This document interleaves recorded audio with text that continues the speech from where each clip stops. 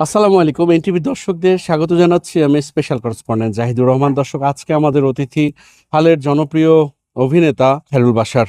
Mister Bashar, এনটিভির পক্ষ থেকে স্বাগতম। এই ঈদেও তো ঈদ জুড়েই আপনি ছিলেন ছোট পর্দায় বেশ কয়েকটা নাটকে। হ্যাঁ, ছিলাম। কাজ কিছু আসলো, এখনো অনেকগুলো রিলিজ হয় নাই, বাট হবে। তো যে কাজগুলো আসলো সেটার ফিডব্যাক যদি বলি, যে কাজগুলো যারা দেখেছেন তাদের অনেক ভালো লেগেছে, আপনারা তাই জানিয়েছেন। তো এটা যদি বলি, ঈদ শেষে এটা এক ধরনের আরেকটা ঈদ এবং আনন্দ, যে কাজগুলোতে যথেষ্ট ভালো সাড়া পেলাম এবং আপনারা কাজগুলো অনেক পছন্দ করেছেন। এখন তো আপনি ব্যস্ত চলচ্চিত্রে। এখন চলচ্চিত্রে ব্যস্ততা বলতে 3.5 হাত ভূমি, এটা একটা অনুদানপ্রাপ্ত ফিল্ম। এটার আমরা বছরখানেক আগে এক লোড শ্যুট করেছিলাম, এখন শ্যুট করেছি। এটা লুক এবং অন্যান্য খুব প্রাসঙ্গিক কিছু কারণেই তো এটা শ্যুট চলছে। ব্যক্তি খায়রুল বাশারের গল্প শুনতে চাই। তার জীবনে প্রেম ভালোবাসা, এত নাটকে মানুষ প্রেম ভালোবাসা দেখে। এটা কি গল্প বলার মতো কিনা বা গল্প হওয়ার মতো কিনা জানি না, এটা তো সবার জীবনেই থাকে, আমার জীবনেও ছিল, আবার হয়তো সামনে আসবে। তো এটা নিয়ে নানা সময় নানা রকম ধারণা হয়। কখনো মনে হয় এটা খুবই আহ, যন্ত্রণাদায়ক একটা ব্যাপার, কখনো মনে হয় না এটা খুবই প্রয়োজনীয় ব্যাপার। তো এইসবই চলছে, যেটা সবার জীবনেই চলে। তো আমিও আসলে সবার মতোই, এবং সবার থেকে আলাদা কোনো গল্প আমার আসলে বিশেষ নাই। এই ঈদে কম খরচে বেশি আনন্দ উপায়। এখন যে কোনো উপায় এজেন্ট থেকে 25,000 টাকা ক্যাশ আউটে ইনস্ট্যান্ট 25 টাকা ক্যাশব্যাক। যত খুশি ততবার। এই যে অতীতকালে চলে গেলেন, ছিল ভালোবাসা, এখন বলতে গেলে অনেকটা মানে কোনো সিঙ্গেলই বলা যায়। সিঙ্গেল মানে কোনো ভালোবাসাই নাই, সোজা কথা। ভালোবাসা আছে, কাজের সাথে ভালোবাসা আছে, যে আমার দর্শকদের ভালোবাসায় আমি খুব বেশি আপ্লুত হই। আর সেই এবং ভালোবাসার এই কথা তো আমরা কাজের সাথে শুনছি। যে ভালোবাসাটা, এটা খুবই খুবই নিরেট একটা ভালোবাসা আসলে। তো নিজেকে ভালোবাসা, তো নিজেকে ভালোবেসে নিজেকে গুছিয়ে রাখাটার মধ্যে এক ধরনের আহ স্বস্তি এবং শান্তি কাজ করে। তো সেটা ঠিকঠাক থাকলে আই থিঙ্ক ভালোবাসা এটাই। এই যে ভালোবাসার যন্ত্রণার কথা বলছিলেন, কতটা পোড়ায় আপনাকে? একদমই পোড়ায় না, কারণ আমার কাছে সবই স্বাভাবিক লাগে এবং স্বাভাবিকভাবে গ্রহণ করতে জানি। কারণ এটা পোড়াতো তখনই যখন একটা বিষয়কে আমি মানতে পারছি না, বাট আমি মেনে নিতে জানি বা মেনে নিতে পারি। বা আমার কাছে মনে হয় যে যাই ঘটে যাই ঘটবে সেটাকে মেনে নিয়ে সামনে এগিয়ে যাওয়াটাই শ্রেয়, এবং এটাই তো আমাদের শিক্ষা হওয়া উচিত।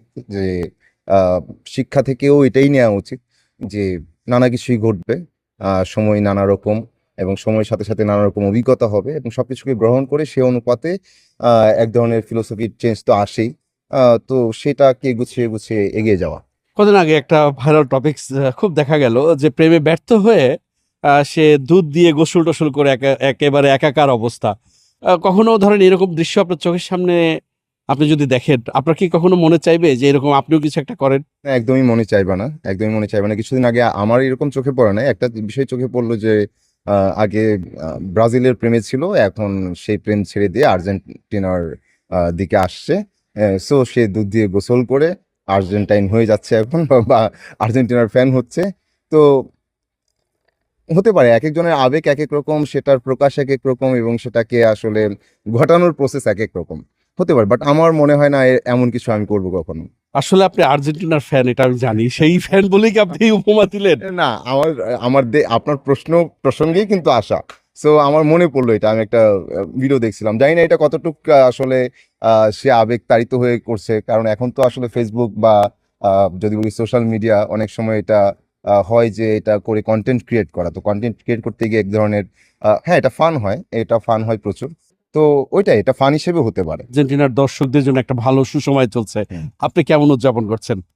আর্জেন্টিনার দর্শকের সুসময়ের চাইতে বড় কথা যে আর্জেন্টিনার সুসময় চলছে। আর্জেন্টিনা খুব ভালো করছে। এখন যারা ইয়াংরা, এখন প্রত্যেকে যদি যা বলি যে গত ওয়ার্ল্ড কাপে তারা ভালো পারফর্ম করলো, এবং ওয়ার্ল্ড কাপের পরে এখন তারা খুবই ভালো ভালো ক্লাবে এক একজন যুক্ত।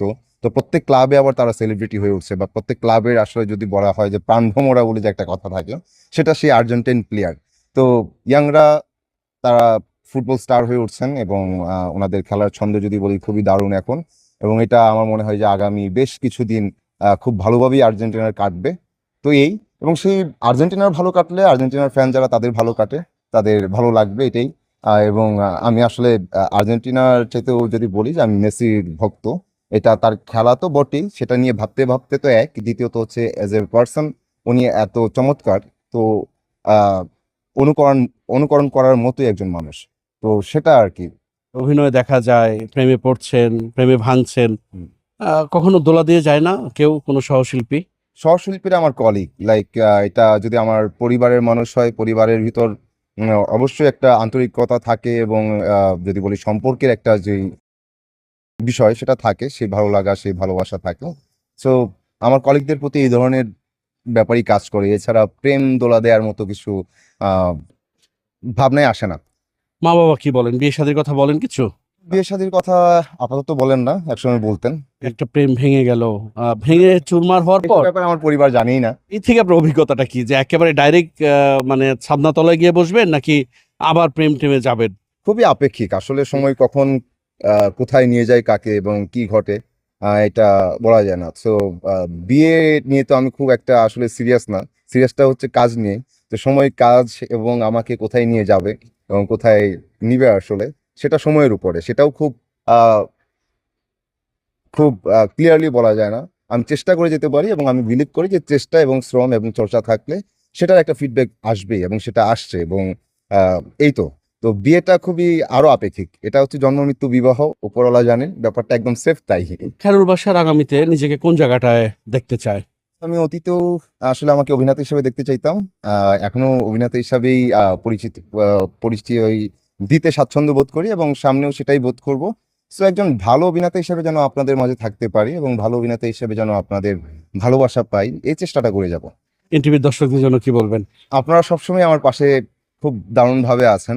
আসলে আমার কাজ তো আপনাদের জন্যই। আপনাদের যখন প্রশংসা পাই, ভালোবাসা পাই, এটা অনেক বেশি আপ্লুত করে আমাকে, এবং এক ধরনের শক্তি দেয় পরের কাজটা আরো ভালো করার জন্য, বা আগামী কাজগুলোকে আরো ভালো করার জন্য। তো সেই চেষ্টা করে যাব, ভালো সঙ্গে থাকার, ভালো কাজ করার, ভালো কাজের অংশ হওয়ার, এবং আপনারাও ভালোবেসে সেই ভালো কাজের অংশ হয়ে থাকবেন। দর্শক, এতক্ষণ আমাদের সঙ্গে ছিলেন আপনাদের প্রিয় অভিনেতা খায়রুল বাশার। নিশ্চয়ই আগামীতে নতুন কোনো অতিথি নিয়ে হাজির হব আপনাদের সামনে। ততক্ষণ পর্যন্ত সবাই ভালো থাকবেন, সুস্থ থাকবেন, এনটিভির সঙ্গেই থাকবেন।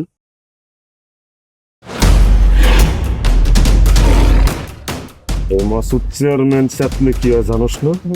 এমন মায়ের মারুম কুত্তার মতো খালি সাইড পারবি। তুই যদি আমার বউ আস, তুই হবি রাজরানী, আর আমার বউ টুনি বিবি হইবো তোর বান্দি। আমার সংসারটা কেন ভাঙতে সময় না? নিজের জামাই আটকা রাখতে পারেন না? কেমন বউ আপনি? কেলেঙ্কারির আর কি বাকি আছে? বদনাম তো শৈলেই লাগছে। আপনার প্রথম বউ কি আত্মহত্যা করছিল, নাকি আপনি মারছেন?